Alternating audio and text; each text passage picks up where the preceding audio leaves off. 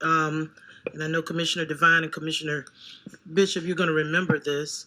We've had closets that's been full of stuff that we had an ant infestation and had to close a whole school. And I also recall one of our schools had a bat infestation. So this is not new. It comes and it goes. But I think one of the things that we didn't talk about, and I appreciate you talking about the role of pest control, because it's exactly that.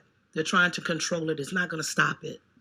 But the goal is to control it. I know Commissioner Devine talked about custodians.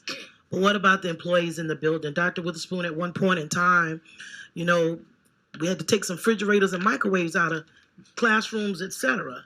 And that's not to knock anybody from having access to food, but it creates a problem.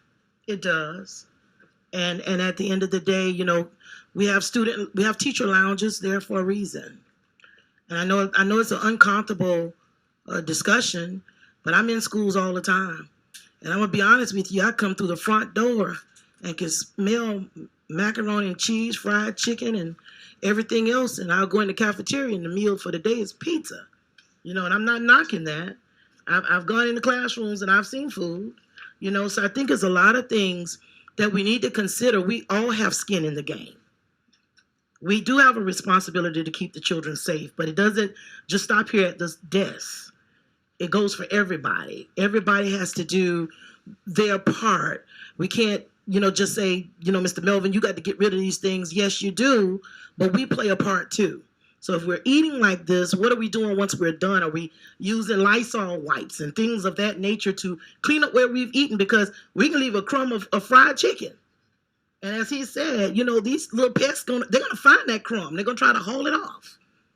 You know, so I think we all have to do a better job. And I know at one point in time there were a lot of refrigerators being removed from schools because there were issues, and it'll be here a while. You know, I don't know if that's an issue now. I don't, but for this to be an uptick, something is going on somewhere. You know, and I do understand about the rain and what it does. And I live in Lower Richland, and I agree. You know, when they're building and everything, things happen.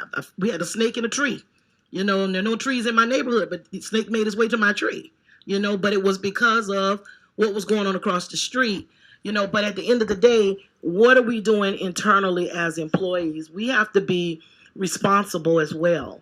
And I would just say responsible eaters. You know, that, you know, if we're going to eat in our classrooms or however we're doing this stuff, that we make sure we properly clean up.